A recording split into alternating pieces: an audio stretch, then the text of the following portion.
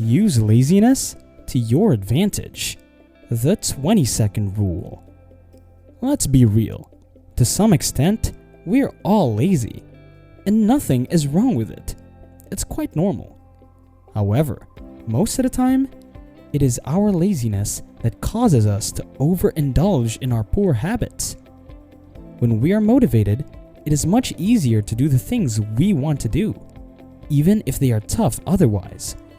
However, when we are anxious, fatigued, lethargic, or have had a long day, we lack the motivation to perform anything that needs effort.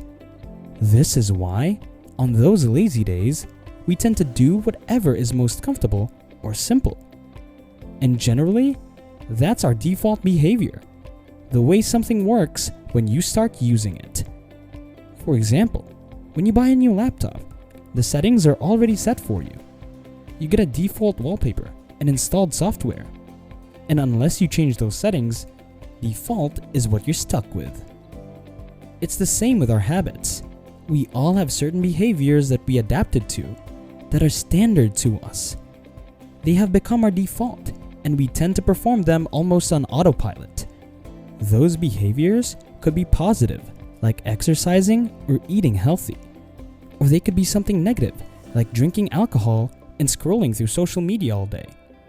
Now, instead of accepting all of our behaviors as defaults, why don't we re-examine the ones that are not serving us? Similar to how we can change our wallpaper, we can likewise alter our behavior. And we may utilize our laziness to our advantage in this situation. All we need to do is utilize the 20-second rule. In his book, The Happiness Advantage, Sean Achor describes his own struggle with behavior change. Sean had a well-defined objective. He intended to spend less time watching television and more time practicing the guitar. However, he encountered a problem that many of us do whenever we want to change our behavior. Simply telling himself that he'll do it wasn't enough for him to actually do it.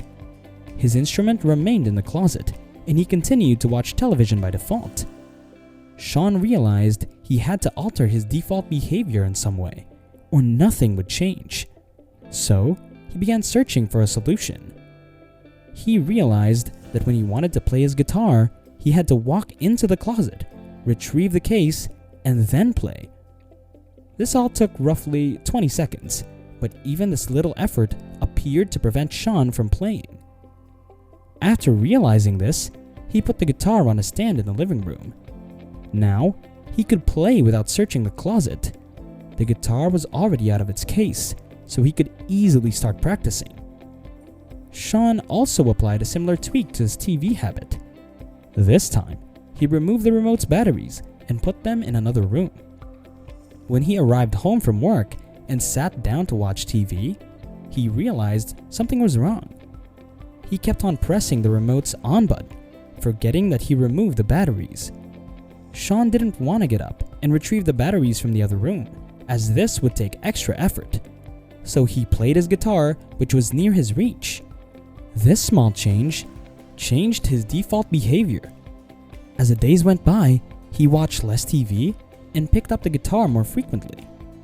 Sean coined the phrase, the 20-second rule, to describe this behavioral approach. Essentially, he made playing the guitar 20 seconds easier, while making watching TV 20 seconds more difficult. And this method can be used to influence pretty much any behavior.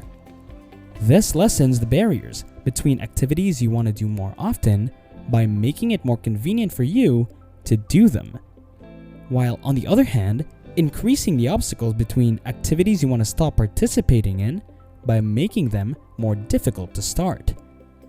This may seem basic, yet many of us don't do it, since our surroundings are a huge contributing factor when it comes to our behavior. Usually, starting a behavior is always the hardest part.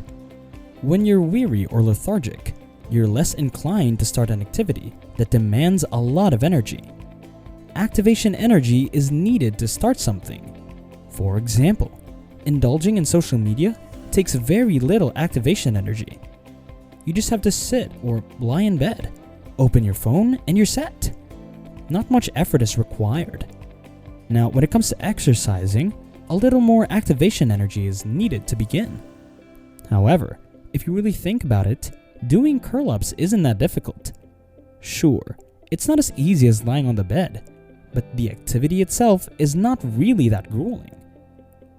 The fact that you have to go through so many steps before you can start exercising is what truly turns you off. First, you need to warm up, get up early in the morning, stretch those muscles, then take a shower afterwards. The obstacles are numerous and inconvenient. However, if you could avoid some of those processes, or at least make them more bearable, working out would be considerably simpler because less activation energy would be needed. The same applies to pretty much every other activity as well. When it comes down to it, most of the tasks aren't that tough to do. They simply take a bit more work to get started. But once you get started and settled in, it's usually quite easy to keep going, even if you don't particularly enjoy the activity. So, if you can reduce the activation energy necessary to initiate a certain activity, your odds of achieving what you want to do improve dramatically. And this is especially important because even if you like doing something, if there's a lot of friction along the way, you're more inclined to forego it and do something simpler. You now know that your environment may have a significant impact on your actions and that you can utilize this knowledge to your advantage. But to give you a better idea of how the 20-second rule works, I'll go over some examples of difficulties that people typically have and how the rule is typically used to resolve them. If you find it hard to eat healthy, just get rid of all the unhealthy food you have at home, so you'll only have healthy food left. When you are hungry and don't want to cook, you will naturally eat whatever is convenient. Most of the time, this is something unhealthy that has already been made in a factory. But you now have to go out of your way to get something unhealthy if it's not in your house. And now that there's another thing in the way, you're less likely to do it. But if you're the kind of person who would still go out and buy junk food, you might want to think about making some of your healthy meals on Sunday so you can just heat them up during the week. So now, when hunger strikes, it takes less energy to eat a healthy meal because it's already there waiting for you. Unintentional phone use while trying to work or study is another common problem that most people don't even realize. You probably have your phone with you all the time, and you can use it whenever you want. But most of the time, you check the phone simply because you're looking for a way to escape those 5 seconds of boredom, and your phone is conveniently there. Because of this, our phones have become distractions that make it hard for us to pay attention to what we should be doing. So put your phone in another room or somewhere you can't see or reach it. If you really need it for something important, you'll have to get up and get it. And you'll probably realize that you don't need to check your phone as often as you do now. You may apply the same principle to your computer usage by dividing work and enjoyment. You do this by creating two distinct users, one designed for work and the other optimized for play. So when it's time to work, you're actually working and not surfing the web or playing video games. Similarly, when you want to rest, there is nothing to remind you of work, so you may completely unwind. These are only a few ways in which activation energy may be altered, but there are many others. Ultimately, it's up to you to assess your current situation and determine what needs improving. While the 20-second rule isn't guaranteed to always provide the desired results, it may help you become more intentional rather than default.